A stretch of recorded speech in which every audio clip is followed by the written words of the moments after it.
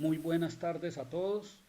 Hoy sábado 18 de noviembre de 2023 estamos realizando el 104º conversatorio sabatino de historia de la Academia de Historia del Valle del Cauca. Hoy tenemos como conferencista invitada a Isabela Prieto Bernardi. Isabela es periodista caleña, investigadora de la cultura durante más de 30 años.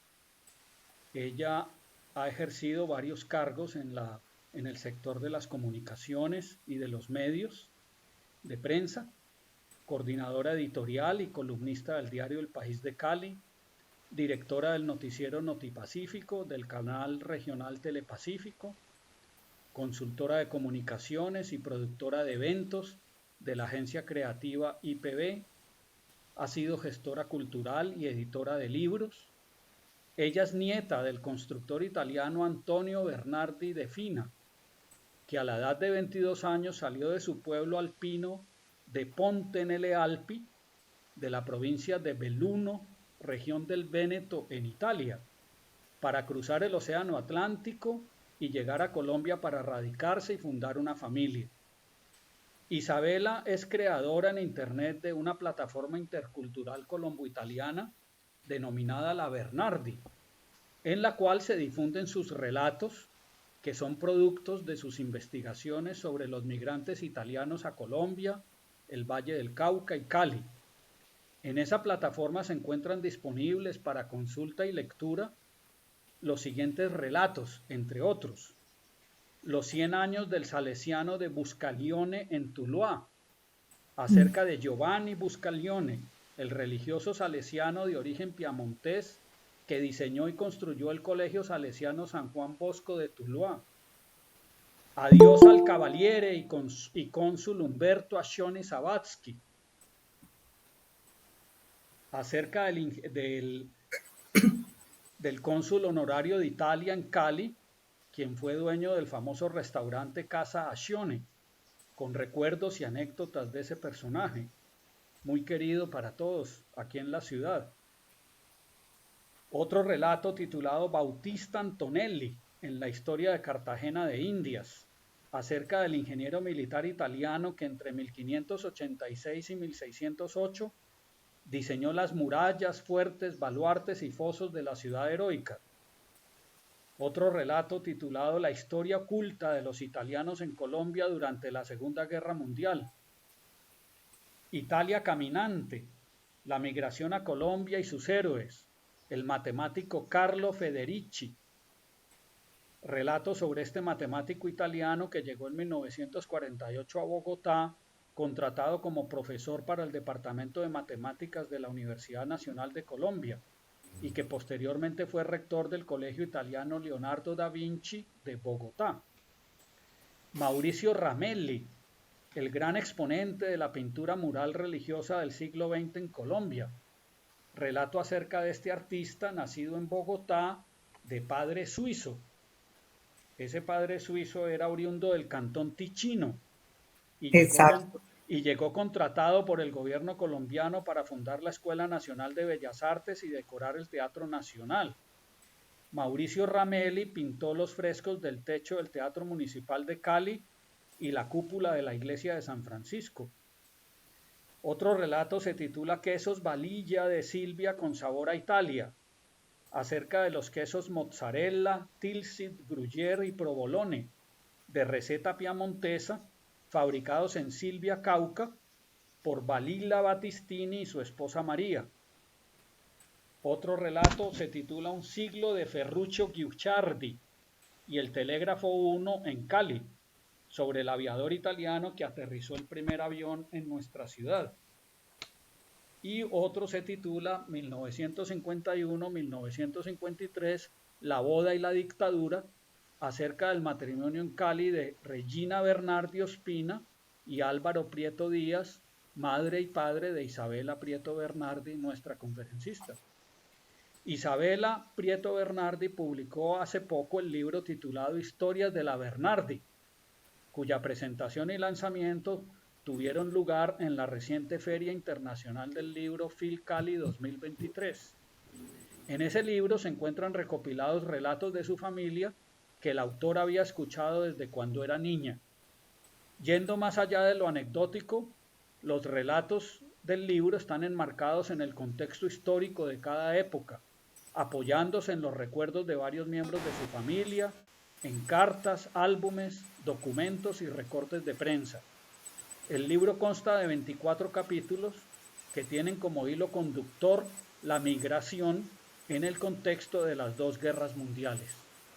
Entonces hoy Isabela Prieto Bernardi nos va a dar la conferencia titulada Antonio Bernardi defina Andanzas de un italiano en Colombia y Cali, 1900-1977.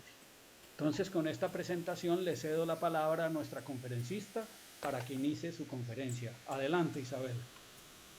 Muchísimas gracias, Mario Andrés. Bueno, primero por esa presentación, segundo por esta invitación tan especial para poder contarles a ustedes un poco sobre estas andanzas y sobre estas historias de mi familia.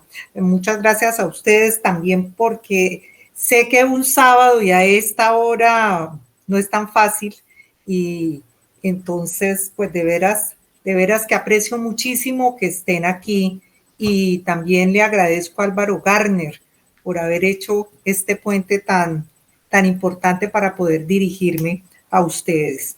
Y bueno, empecemos entonces y espero que estos minutos de verdad pues sean muy agradables para ustedes. Y yo quiero empezar remitiéndome al tema de la migración y empezar por qué, que pensáramos por qué un hombre, una mujer, una familia o un niño pueden tomar la decisión de dejar su familia, su tierra, su trabajo para salir hacia otro territorio. ¿Qué lo mueve a explorar y a conocer nuevas tierras? Porque van tras de una vida mejor. Y bueno, es que la migración es un fenómeno global que se remonta desde tiempos inmemoriales, desde las épocas mismas en que no se manejaban los conceptos de frontera, pero que es un fenómeno que hoy por hoy está más actual que nunca. Hoy vemos como un continente como el europeo, que fue durante mucho tiempo ese territorio de donde salía y de donde podemos decir que exportaba esos migrantes, hoy es el gran receptor, o porque igual pasa en Estados Unidos o en nuestro propio país como un territorio como el Tapón del Darién se ha convertido en el sitio de paso para aquellos desposeídos que van hacia ese norte atraídos por una vida mejor. Y justamente sobre ese tema de la migración, y para poder adentrarnos en materia, les quería contar cómo fue que un país como Italia, durante todo un siglo, entre 1876 y 1976, pues en ese país se vio el mayor éxodo de la historia moderna. Estas cifras son del Museo de la Migración de Génova, donde están expuestas y donde han estudiado este fenómeno. Y es que durante esos 100 años, alrededor de 26 millones de italianos salieron para diferentes continentes, incluido el mismo continente europeo y, por supuesto, para nuestra América. Y los años que fueron más complejos, donde salieron 14 millones, fueron entre 1876 y 1915, y una de las regiones más impactadas es el Véneto. Pero ¿cuáles fueron esas coyunturas que llevaron a esta diáspora italiana, que desencadenaron estas cadenas migratorias? Uno puede decir que hay tres grandes coyunturas, obviamente que hay otros factores, pero el primero fue ese proceso de formación nacional, porque Italia en ese momento era una nación joven que apenas estaba logrando su reunificación. Y más allá de una mirada romántica, lo que uno ve es también un país que apenas se estaba formando y que apenas le estaba brindando posibilidades a esa población. Era un país rural, era un país conservador, era un país atrasado, con una economía que no estaba considerada como de las más importantes. Y fuera de eso, esas mismas guerras entre regiones, pues provocaron también muchas veces el éxodo por motivos políticos. Uno puede ahí contar pequeñas anécdotas, por ejemplo, como el gran unificador de Italia, que se le dice que es el héroe de las dos Américas, que es Giuseppe Garibaldi, que en determinado momento se tuvo que venir a refugiar a este continente y que se paseó ayudando en la liberación en un estado brasileño, o que vivió en Perú como capitán de barco exportando y llevando guano a China. La otra gran coyuntura es lo que ellos llaman la Gran Guerra, y es la Primera Guerra Mundial. Si bien es cierto, Italia no entra justamente en 1914, pero pues al año siguiente sí, pero ese fue uno de los grandes detonantes para que saliera pues de verdad un contingente muy, muy grande de personas. Y el otro definitivamente pues fue el ascenso del fascismo en 1922, un régimen que duraría alrededor de un poco más de 2 décadas en el poder. ¿Y cómo era esa situación, como les decía, de Italia?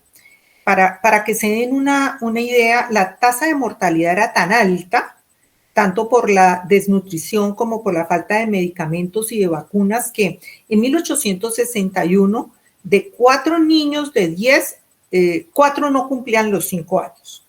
Y la esperanza de vida de la población en general era inferior a los 50 años. La única comida que hacía la gente, digamos, del pueblo, era una comida a base de maíz, lo que le llaman allá la polenta. Pues por consiguiente la desnutrición tanto en el norte como en el sur era generalizada. O sea, era una población que no tenía mucha esperanza ni mucho futuro.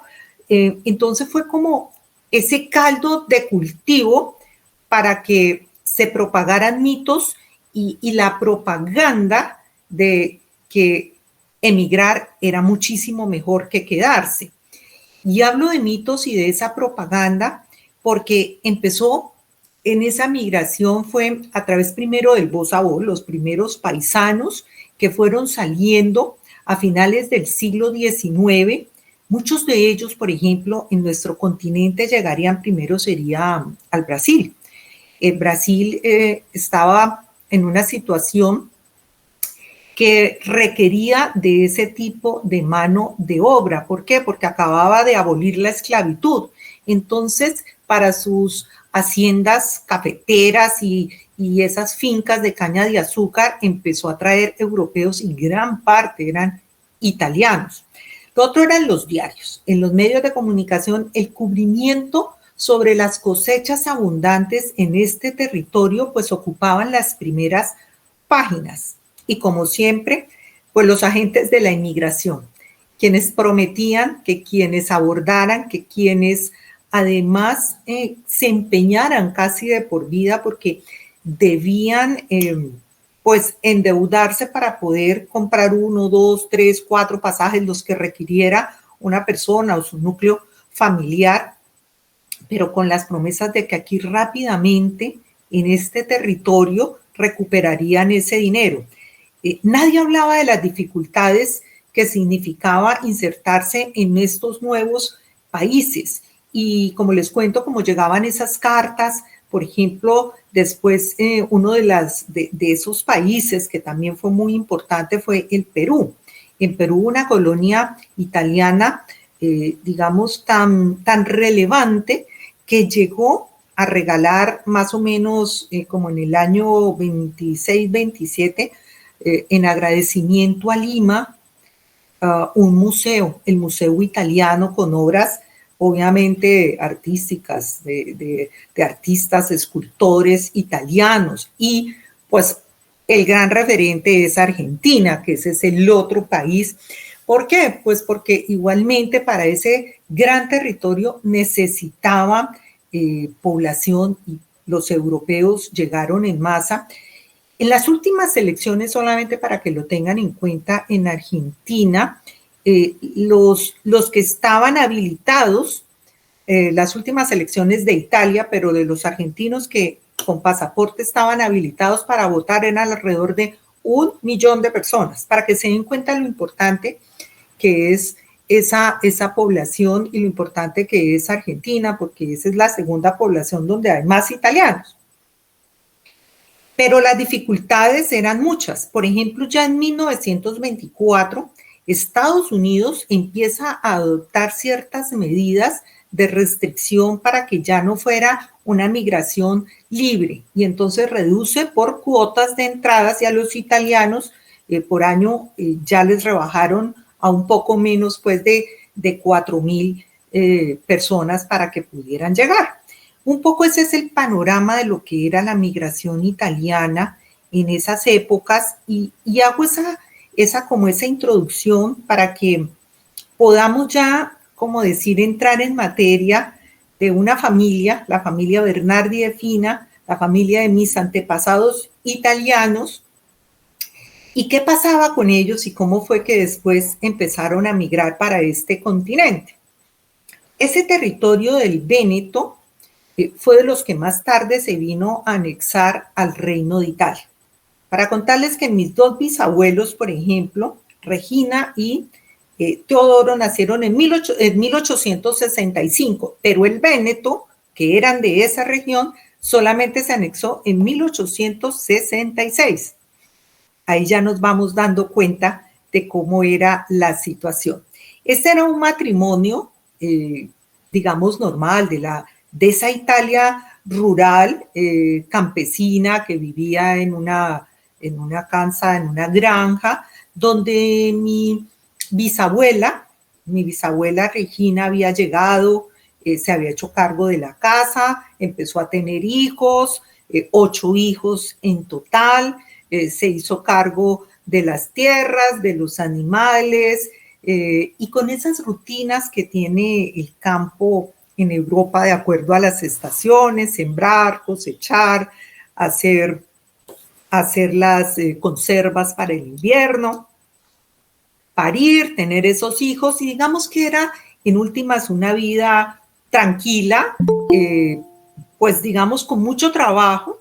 Mi bisabuelo, por el contrario, había desistido de una tradición de familia de hombres que habían, hombres hacedores de caminos y de puentes, como habían sido los hermanos, los tíos, los Bernardis, y él se dedicó a ser educador y era profesor en Venecia y viajaba, eso literalmente viajaba pues diariamente. Entonces, más o menos para que vean cómo era el entorno, y en medio de esas situaciones, de los azares normales, estalla la Primera Guerra Mundial. Y esa Primera Guerra Mundial, en mayo de 1915, pues los viene a tocar directamente cuando el rey Víctor Manuel III proclama la reivindicación nacional y dice que es el momento de entrar a la guerra para que esos territorios que aún no eran parte de Italia, pero que tenían, digamos, toda la tradición italiana por su cultura, por la lengua, pues pudieran volver a ser parte de. Y entonces, esa región del Véneto es de las más golpeadas porque se convierte en el escenario, en el protagonista de las batallas contra el Imperio Austrohúngaro.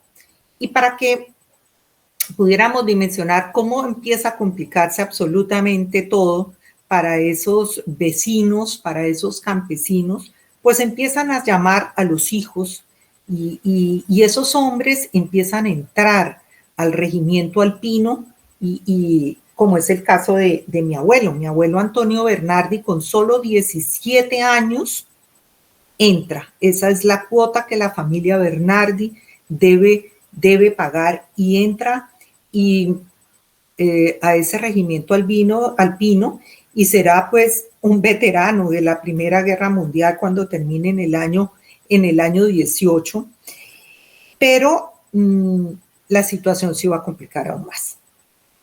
Al punto que, como les cuento, era una familia de 8 hijos. En ese momento, la menor tenía alrededor de 10 años, cuando unos meses antes de finalizar esa primera guerra, fallece mi bisabuelo, y fallece de una neumonía que lo que se cree es que fue ya producto de la gripe española. Esa gran epidemia que mataría alrededor de 400.000 italianos y muchísimos más de europeos. Y entonces, una mujer como mi bisabuela, de alrededor de 55 años, es la que se tiene que hacer cargo de esta familia. Cuentan que ella, desde ese momento, y como todas las viudas italianas, se vistió de negro desde los pies hasta la cabeza, hasta el día en que se murió, de 90 años. Pero era una mujer de un carácter férreo y fue la que le tocó hacerse cargo, como les digo. Y en medio de ese contexto, pues digamos que el vecindario estaba bastante revolcado porque se derrumbó también el imperio austrohúngaro.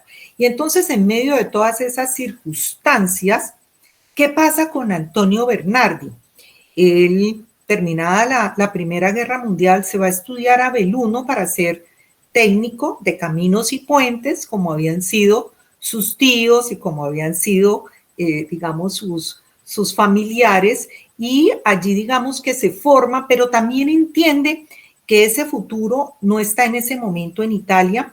Italia era un país, para que lo entendamos también, en donde existía el mayorazgo.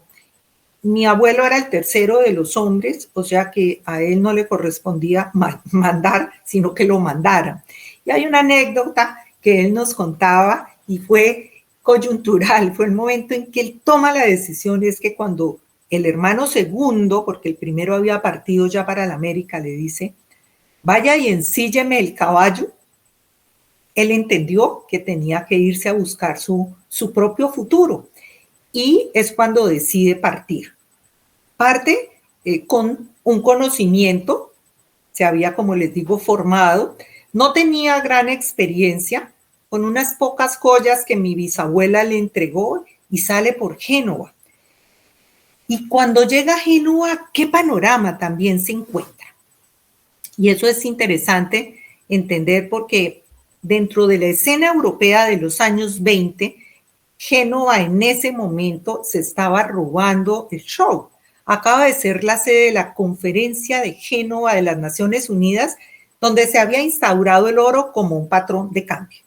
Era un centro comercial, era un centro industrial. Ese era como ese lado claro, pero en el lado oscuro de ese, el embarcadero más antiguo de Italia sobre el Mediterráneo, era que había convertido el tráfico transoceánico de migrantes, de miles y de cientos de migrantes, en un negocio bastante lucrativo, y lo fue durante todo un siglo. Y de ahí es de donde sale mi abuelo, dejando a una Italia en ruinas, con campos destruidos, con tierras ocupadas, una Italia, como les contaba, hambrienta y con las heridas abiertas, y que empezaba una reconstrucción con un esfuerzo muy doloroso, sobre todo de sus mujeres, porque fueron ellas en general las que se echaron a la espalda esa responsabilidad.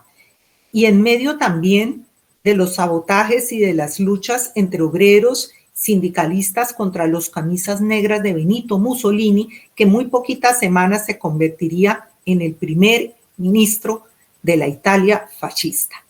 Y entonces, en medio, digamos, de esa situación es que sale, y este hombre, este joven que de 21 años, que cumpliría en alta mar sus 22 años, se volvería un trotamundos por América Latina. Durante 4 años, digamos que lo recorrió, empezando por desembarcar en Buenos Aires. Buenos Aires era la capital de esa gran superpotencia que era Argentina de inicios del siglo XX. Se dice que era una de las 10 economías top en ese momento a nivel mundial, que era uno de los países con el PIB, con el Producto Interno Bruto más alto, que era la despensa de Europa y que por supuesto atraía a millones de obreros y peones del campo, porque tenía una política de Estado que se llamaba Argentina de puertas abiertas. Y él llegará, sale en un otoño de Europa y llega a la primavera austral en 1922, y él nos contaba que lo que se encontró no era esa Argentina y esa Buenos Aires maravillosa que le describían a la gente, sino que, si bien es cierto, claro, había cierto apoyo al migrante, como todo, él llegó, pasó todos los procesos del proceso pues migratorio, pero le revisaron la salud, lo desinfectaron, revisaron sus papeles, le dieron alojamiento por unos muy pocos días en un hotel que ellos tienen muy grande, que es una edificación que aún está en el puerto de Buenos Aires, que era el Hotel de los Migrantes. Y en ese hotel él se alojó pues con cientos de personas de muchas nacionalidades. Y entonces sí, habían oficinas donde ellos iban y se inscribían y decían, bueno, somos desempleados, tenemos ciertas habilidades en esto, o mi oficio es tal, pero no había ninguna de las seguridades, ni la seguridad social, ni la seguridad para el trabajo, para esos recién llegados. Existía una Buenos Aires de los que ya la habían conquistado, y él decía que lo que él vio no le gustó, mientras recorría lo que se llama esos conventillos, que para nosotros son unas casas de inquilinato, donde en una habitación se podían acomodar 2 y 3 familias y tenían todos que salir a buscar diariamente pues el pan para comer. Y en las mismas calles precisamente existía como ese ambiente muy similar, aunque las causas fueran diferentes de lo que dejó en Italia, porque también estaban los sindicatos ya también presionados y liderados por muchos de los migrantes, pidiendo mejores condiciones para ellos, mejores condiciones laborales, mejores condiciones de salubridad. Y él decidió que eso no era para él, y siguió su camino, y lo contratan como en esas cuadrillas de obreros para un proyecto que sí era muy importante, aunque él solamente fuera, digamos, un obrero, pero que le empezó a ayudar a tener gran experiencia, porque entra a trabajar al ferrocarril minero de Antofagasta en Chile, en un trayecto hacia Bolivia, y era tan importante que ese ferrocarril en esa época cotizaba en la bolsa de valores de Londres, y ahí está unos meses, pero él tenía familia en el Perú, la familia de Fina, y entonces decide dar el salto a Lima, y ahí llega y cuenta que de verdad sí hubo una sociedad que era en ese entonces muy abierta para el migrante, y que le brindaba oportunidades a través de una colonia italiana que ya estaba, digamos, muy fuerte, muy sólida, era en Perú, y era Lima, y le gustó muchísimo. Y digamos que ahí, para la vida de mi abuelo, fue muy importante el Perú, aunque fue un corto trayecto. ¿Por qué? Porque ahí termina de formarse en algo que era muy importante, que terminó siendo muy importante en su carrera como constructor, y entró en la Escuela de Ingenieros de Lima a estudiar estructuras en ferroconcreto. ¿Y por qué era importante? Porque ese es un sistema con un material nuevo en ese momento, y revolucionario, innovador, que permitía hacer diseños de grandes espacios sin columnas, y nuestras ciudades aquí en Colombia estaban construidas en buena parte de Guadua, de Bareque, y eso veremos que va a ser un factor decisivo para su carrera profesional. Y allí en Lima, entre Lima y el Callao, que es el puerto sobre el Pacífico, pues de verdad que va formándose ya como un ingeniero y como un constructor, y trabaja en edificios públicos, en una nueva línea del ferrocarril, en el mismo desarrollo del puerto del Callao, pero todavía era joven y todavía quería seguir explorando, y tenía otra familia, las mismas de Fina, en Guayaquil, en el puerto de Guayaquil, y allá va a dar. Y allá llega también un hermano menor de él y un primo con los que ellos hicieron muchas obras. Y en Guayaquil se está también un tiempo, pero definitivamente, como ya tenía, digamos, una carrera, ya había empezado a tener y adquirir unos conocimientos, pues le llega una oferta muy tentadora de nuestro país, de Colombia.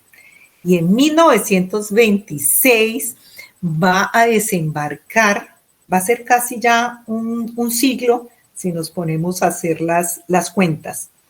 Y en ese marzo de 1926 entró por el puerto de Buenaventura y de ahí se dirigió a Tumaco porque iba para una obra que fue una de las grandes quimeras tanto del continente como de nuestro país. Iba a trabajar y trabajó en el ferrocarril de Nariño en un tramo que se llama el Diviso Tumaco en plena selva, y él, digamos que trabajó unos muy pocos meses porque como pasa en este territorio pacífico, pues le dio un paludismo terrible. Le dio un paludismo terrible, casi lo mata, y ya se había muerto su hermano mayor de lo mismo en Venezuela, y él decide que pues que no se queda en esta obra, que como les digo fue y es una de las grandes quimeras, porque hacía parte de algo que se llamaba el ferrocarril continental, que se supone que iba a unir Argentina hasta llegar pues a Estados Unidos. Otro proyecto que nunca sucedió. Y porque además esa obra ya estaba haciendo agua, no tenía los suficientes recursos el gobierno conservador de ese momento, que era el presidente Miguel Abadía Méndez, y entonces él decide irse, o venir más bien para acá, para Cali, y llega a Cali, y en Cali, y allí digamos que es una situación para su vida también muy importante, para su vida laboral, porque él entra a trabajar a una firma de ingeniería italiana que en su momento de verdad fue muy importante, y es la firma de Papio Bonarda y compañía. Y durante unos meses con esta firma participa en el acondicionamiento del terreno de nuestro Palacio Nacional, en esa Cali que ya empezaba a mirar hacia la modernización y hacia Buenaventura. Y a él le queda gustando Cali, y ya veremos por qué. Pero esa misma firma, sus dos compatriotas le hacen una invitación y le dicen que en ese momento había una ciudad que requería de muchísima mano de obra calificada para su gran transformación, que se uniera con ellos y participara en la gran transformación de Manizales. Y sí, en efecto, en 1927 mi abuelo arranca para el Gran Caldas. ¿Y qué se encuentra en ese territorio y en esas épocas? Una región bastante próspera, sembrada de café, que le acababa de arrebatar el liderazgo nacional a otras regiones como Santander, y que ya surtía los consumidores de otras latitudes con el suave grano, el café. Y entonces, en ese territorio caldense, que ya prometía, digamos, que muchísimas posibilidades, bien fuera para un simple aventurero o para un profesional, y empezaron a llegar cuadrillas de extranjeros, pero además era que Caldas se estaba transformando. La transformación del Gran Caldas tenía que ver que todos estaban cambiando los sistemas de transporte, al punto que, por ejemplo, se acababa de inaugurar el cable aéreo de Mariquita a Manizales, que era considerado el más largo del mundo en ese momento. El ferrocarril de Caldas acababa también de llegar. O sea, la línea férrea estaba llegando y se estaba acabando una etapa, y era la etapa de la arriería, de transportar y de hacer trasteos a lomo de mula. ¿Por qué? Porque es que en esos territorios y en esas montañas, como bien sabe por allá nuestro Álvaro Garner que nos está escuchando, pues era muy difícil, y con el ferrocarril pues llega también la modernidad, y tres ciudades se volvieron muy importantes, siendo Manizales la capital, y fueron Pereira y Armenia, porque es que definitivamente el café ya se estaba, digamos, adueñando, y era el personaje principal en la economía colombiana. ¿Y qué pasaba en esa Manizales, que estaba en pleno desarrollo urbanístico y arquitectónico? Pues que de verdad contaba con una muy agitada vida comercial, agrícola e industrial, pero que requería de verdad de una reconstrucción, porque entre 1922 y 1927, 3 incendios habían acabado con el centro manizaleño. Ese centro hermosísimo, que era de casas de bareque, pues por diferentes factores ardió en 3 momentos, y entonces era el momento de verdad de reconstruir y de cambiarle la cara y de presentar otra Manizales. Y como les digo, llegaron muchísimos personajes de diferentes pelambres a levantar manzanas enteras y edificaciones en ferroconcreto. Y ahí es donde ven por qué es tan importante ese sistema de construcción que había aprendido mi abuelo en Lima.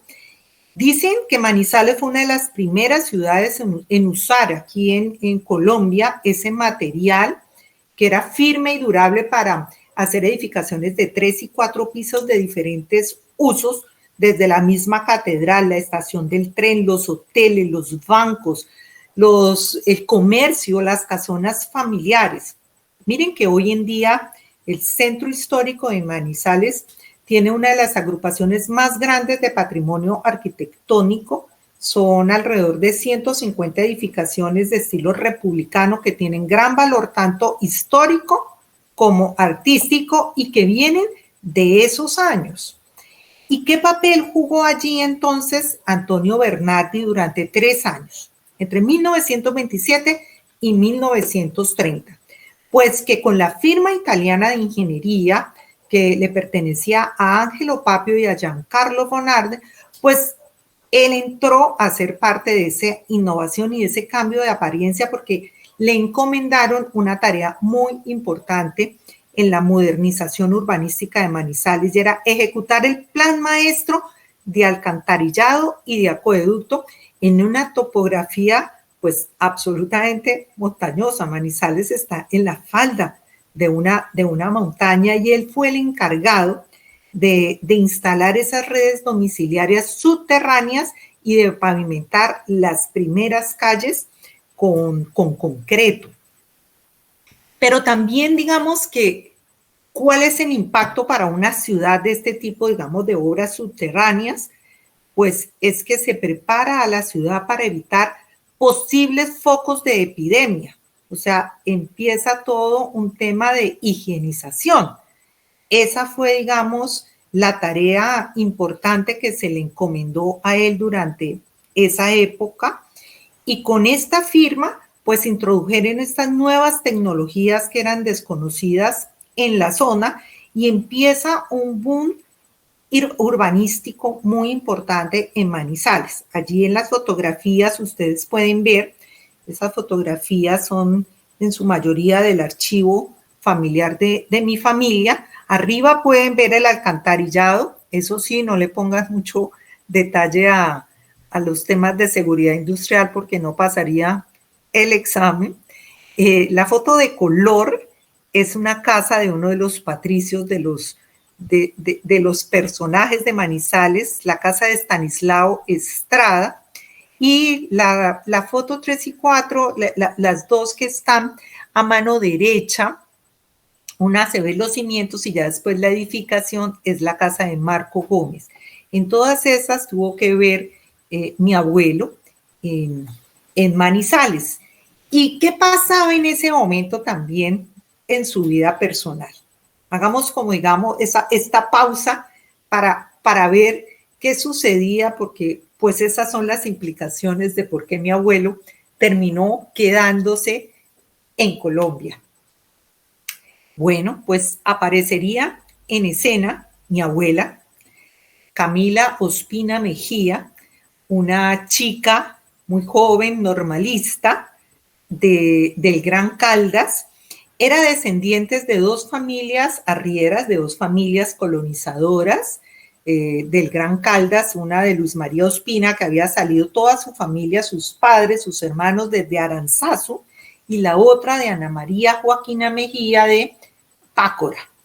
Esas dos familias se habían encontrado en lo que se llama Dos Quebradas, en unas fincas, y allí habían criado a su familia entre Dos Quebradas, después pasaría a, bueno, se me acaba de ir el otro nombre de la otra ciudad que hace parte ahora de Caldas, pero terminan después, es en Manizales. ¿Por qué? Porque mi bisabuelo era un hombre que tenía ya varias fincas, que se había hecho como se hicieron todos los arrieros, los paisas, que su economía era la tierra y después el café, y él comercializaba café, pero vio que la ciudad en ese momento que se estaba volviendo el eje de la región era Manizales, y él quería que sus hijos estudiaran y decidió llevárselos, y allá en Manizales mi abuela se vuelve normalista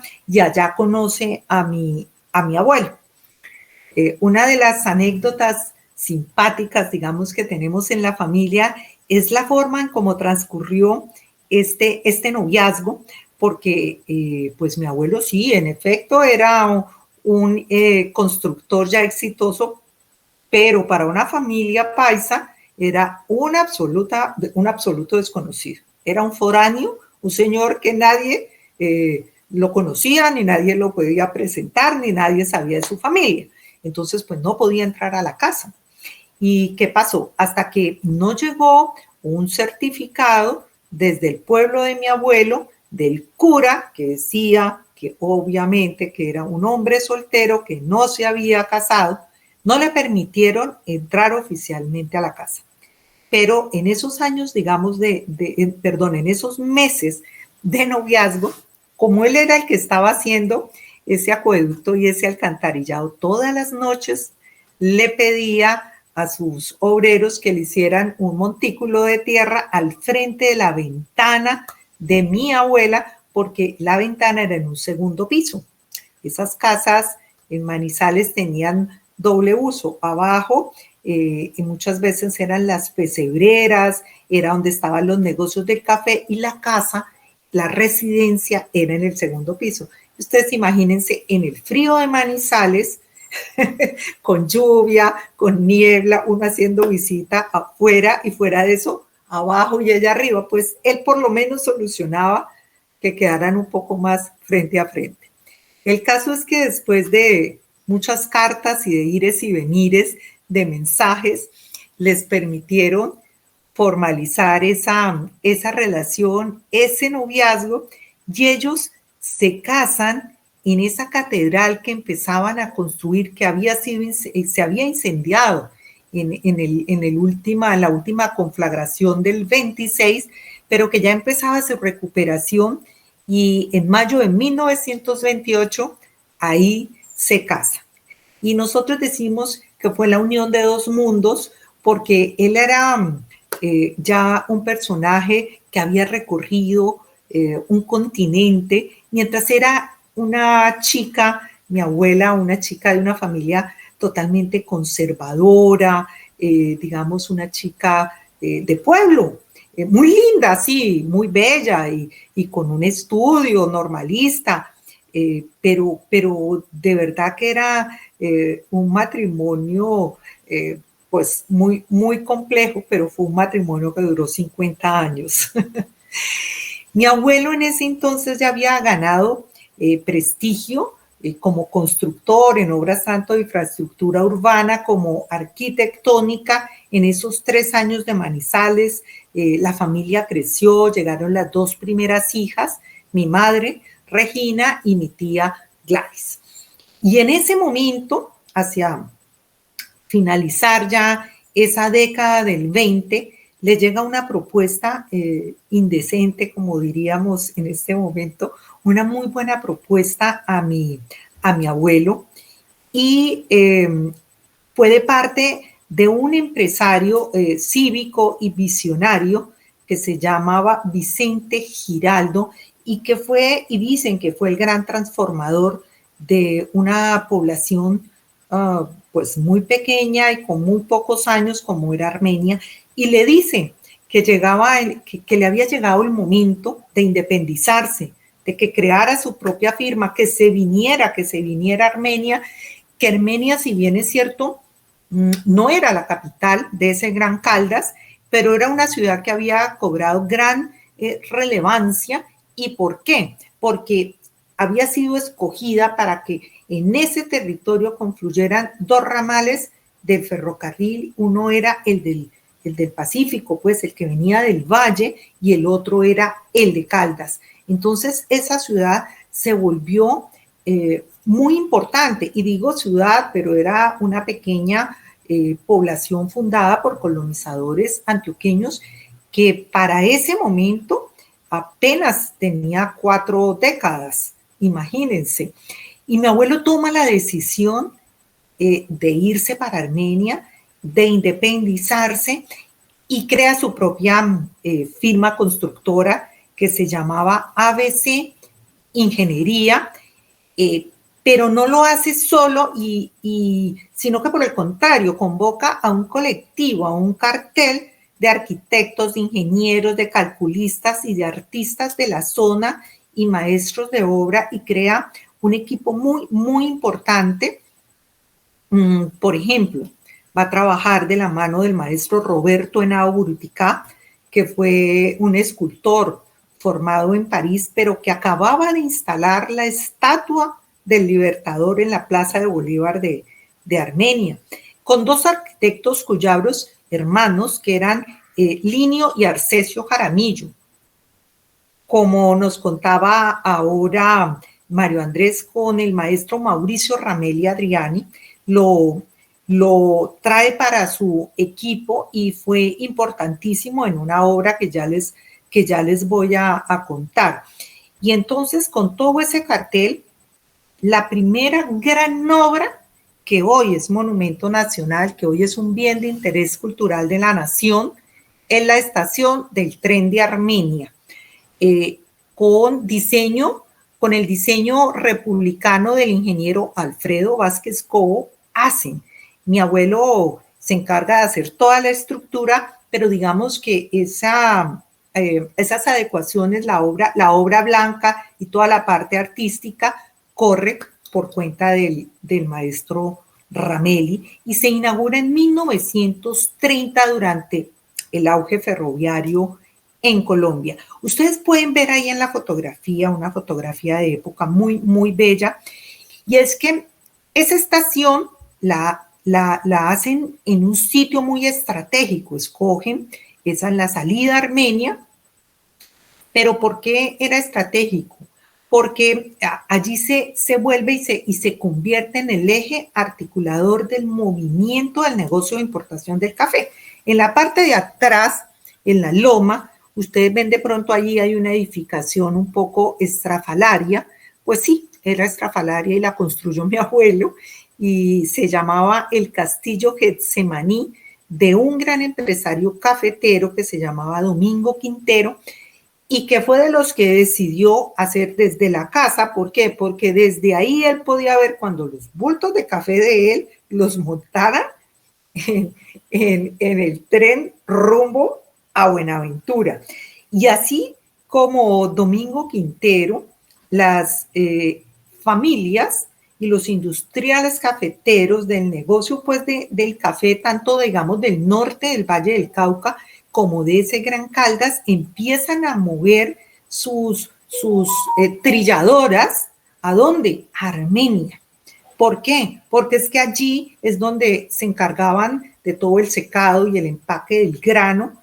Dicen que alrededor de como una de estas trilladoras, creo que la Colombia, que fue la que hizo mi abuelo, como 1.500 mujeres llegaron a ocuparse, digamos, de esa labor. Eran generadores de empleo en la región, pero vieron que era estratégico estar situados ¿dónde? Pues cerca de la estación del ferrocarril, por lo que les digo, porque de ahí cargaban en los vagones y salía rumbo para el puerto y de allí a otros mercados internacionales. Y entonces mi abuelo empezó con este equipo a construir esta trilladora Colombia, la trilladora Villegas y otras tantas más, y empieza el auge y el boom de esa firma de ABC que empieza a marcar la pauta y empieza a transformar a Armenia en una población de bareque, en una ciudad construida con ferroconcreto.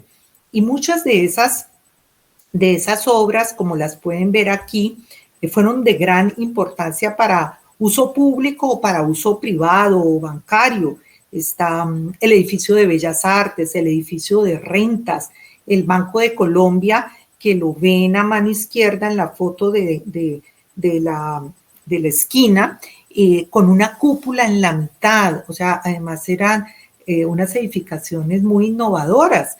En el primer teatro y el primer pasaje comercial, Llanúa, también lo hicieron.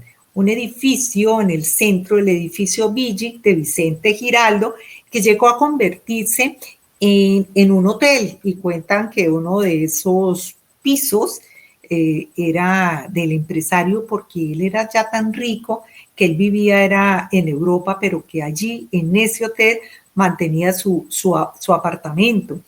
El orfanato, el colegio de las Belemitas, o sea, las grandes construcciones corrieron por cuenta de mi abuelo y de todo este equipo, digamos, de personas que lo acompañaban. Y aquí quiero como leer este concepto de una persona que ha sido muy importante para recuperar la memoria de la obra de mi abuelo, como es la arquitecta de Armenia, la arquitecta María Eugenia Beltrán. Ella es una investigadora del Centro de Estudios de Patrimonio y publicó un libro hace un poco más de 10 años, justamente recuperando y haciendo toda la investigación de una a una de las obras que dejó mi abuelo en Armenia. Y ella dice allí que la importancia que tienen sus obras como elementos configuradores de la ciudad de Armenia, que fue el precursor de nuevos estilos en la arquitectura y la modernidad, en la utilización de materiales nuevos que posibilitaron grandes espacios y liberaron espacios de las columnas que impedían nuevos usos institucionales, bancarios e industriales. Creó otras posibilidades de urbanismo con calles pavimentadas en concreto y redes domiciliarias de acueducto y alcantarillado subterráneo, hecho que transforman el aspecto de la ciudad dando la imagen de una gran urbe. Desarrolló obras de gran magnitud, la plaza de mercado, varias trilladoras y edificios y un teatro. Bueno, y justamente la otra gran obra que hizo mi abuelo en Armenia y que también es hoy en día un monumento nacional y que fue declarada un bien de interés cultural de la nación, es la plaza de mercado. ¿Qué pasó? Y esta es una historia muy linda, pero con un final trágico. Y es que se había incendiado la anterior plaza de mercado y en su momento Armenia saca entonces a licitación esta obra maravillosa y que querían de verdad que fuera algo muy, muy impactante. Y entonces se van con la plaza de mercado de Armenia. ¿Y quién se la gana? Pues la firma ABC con un diseño Art Deco inspirado en el pabellón de Francia en la Exposición Universal de París. Pero, ¿cuál era la importancia en ese momento de la plaza de mercado? Pues que iba a ser la obra con lo que ellos querían celebrar el cincuentenario de Armenia. Y en 1938, este grupo la entrega. Durante mucho tiempo, la Torre Vigía, de pronto ustedes la ven ahí en la maqueta, sería el edificio más lejos que se divisaba en Armenia. Lamentablemente, aunque sigue siendo un monumento nacional, después del terremoto que hubo en el eje cafetero, la alcaldía de turno tomó una mala decisión y no escuchó el consejo que le dieron los presidentes de las sociedades de arquitectos, que les dijo que esa estructura estaba perfectamente y en buen estado, y decidió, aunque les prometió de que no la iba a tumbar, me contaban después uno de ellos, que cuando estaban abordando ese día el avión saliendo de Armenia, escucharon una implosión. Y fue ahí como se desplomó la plaza de mercado de Armenia. Bueno, el tiempo pasa y creo que voy a... Estas anécdotas, bueno, van haciendo que los minutos pasen. Y mi abuelo toma una decisión por diferentes situaciones, y es que se va a vivir a Ibagué. Y en Ibagué construye una obra muy importante, que es el Teatro Tolima, que también es hoy un monumento nacional y que fue inaugurada en medio de una gala con dos invitados de honor muy importantes, como fueron el presidente liberal Eduardo Santos y su esposa, doña Lorencita Villegas. Solamente que la estadía de los Bernardo Ospina, que ya iban con 4 hijos, fue corta, pero muy fructífera. Mi abuelo también allá hizo un tramo considerable del acueducto en la parte del centro de Ibagué, pero ya soplaban vientos de guerra, y esos vientos de guerra no le eran favorables a los italianos en este territorio, y él decide que es el momento de irse para la capital, que es el momento de llegar a Bogotá, porque ya empezaba a sentir que su campo de acción para su trabajo se empezaba a limitar. Y llega a Bogotá en 1940, cuando había estallado la Segunda Guerra Mundial, más todavía Italia no había entrado, pero pasado unas pocas semanas cuando entra Italia, y empieza de verdad a complicársele la vida a 3 colectivos en nuestro país, como fueron a los italianos, a los alemanes y a los japoneses.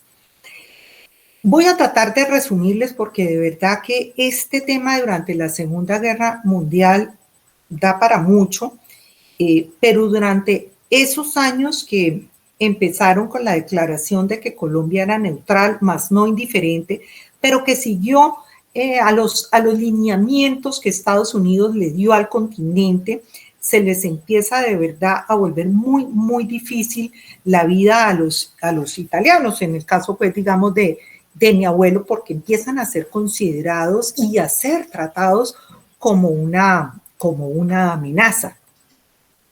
Hay unas coyunturas, obviamente, que fueron sucediendo a lo largo de la guerra, y emiten las listas negras, empiezan a expatriar a estos, digamos, 3 colectivos, a los que pensaban que podían ser más peligrosos, salieron por el puerto de Buenaventura, por Barranquilla, digamos que empezaron a sacarlos, pero también les empezaron a decomisar, y fue el caso de mi abuelo, le decomisaron toda su maquinaria, y como él desistió de renegar de su nacionalidad italiana, pues no le estaba permitido contratar con el Estado. Entonces toma la decisión de que tiene que buscar un socio, y digamos que en ese momento se asocia con un amigo italiano que sí se volvió, sí se nacionalizó. Mi abuelo nunca quiso.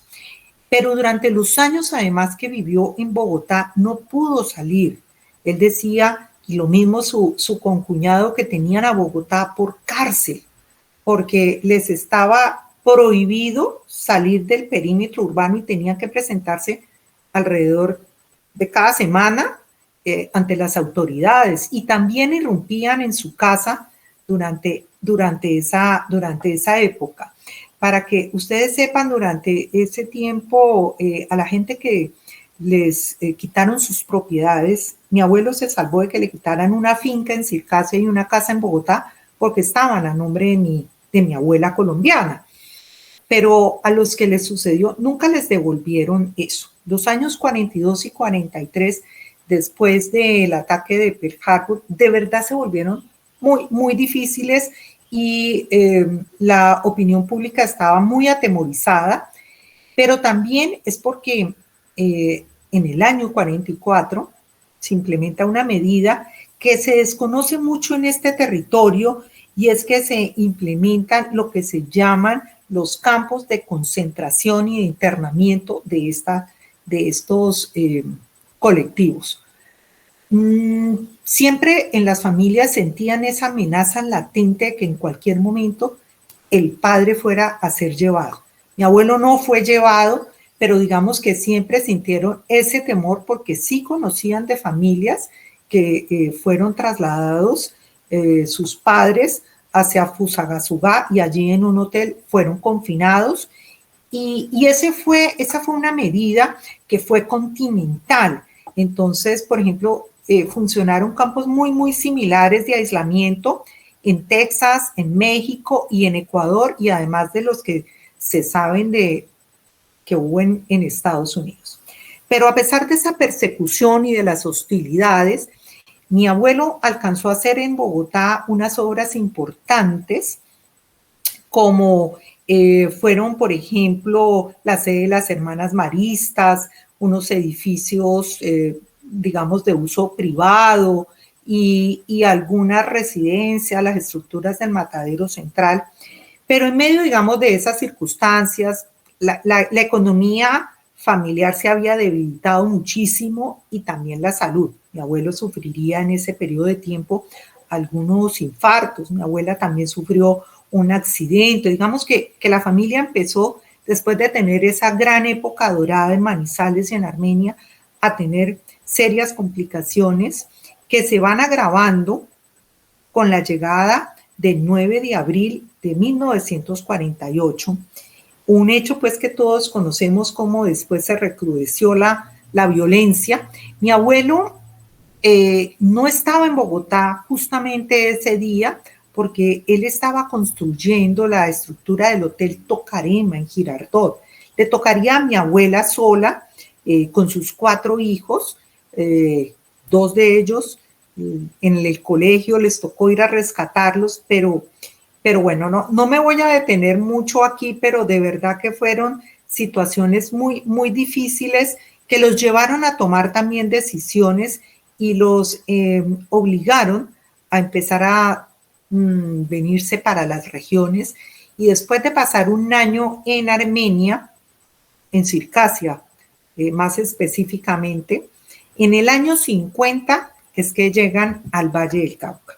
Y llegan al Valle del Cauca en un momento muy especial. El 1 de mayo de 1950, Día de los Trabajadores, les tocó venirse en tren. ¿Por qué? Porque literalmente el Valle del Cauca estaba inundado. Eran las épocas en que las aguas del Cauca y sus afluentes pues anegaban a este territorio. Como ustedes pueden ver allí en cómo lo registraban los diarios de la época. Mi abuelo aquí en el Valle llega a los 50 años, llega con sus 4 hijos, llega con mi abuela, y digamos que obras tan importantes como las que ya hizo en Armenia, o no, ni en Ibagué, digamos que ya por las mismas situaciones en las que se encontraba, por un lado le toca volverse a emplear como cualquier trabajador como constructor y se encarga de una fábrica que en su momento pues era muy importante y se encarga de la fábrica Celanese de Colombia en Acopi, estaba encargado de hacerla, pero ya no como contratista, sino como, pues, como empleado. Y después él hace algunos edificios, uno sobre la Avenida Colombia y un edificio que para nosotros ha sido muy importante y muy icónico para los Bernardi y que se llama el edificio Bernardi y es en el barrio El Peñón, en pues uno de los barrios también tradicionales de Cali en el oeste, y ahí toma la decisión de que básicamente él se retira de la construcción, es como la forma que él encuentra para pensionarse, es un pequeño edificio que hace donde vivirá mucha de la familia, donde nacerán muchos nietos y sobrinos, y se volverá un sitio importante, digamos, de nuestra familia. No me quiero alargar como de su estadía en Cali, lo único que les quiero decir es que se quedó viviendo en esta ciudad hasta que murió en el año 77. Fue la ciudad que de verdad le abrió sus puertas, donde él sus últimos 27 años vivió muy contento, donde también donde viviría y moriría mi abuela, y donde nos quedamos las familias de los 4 hijos que tuvo.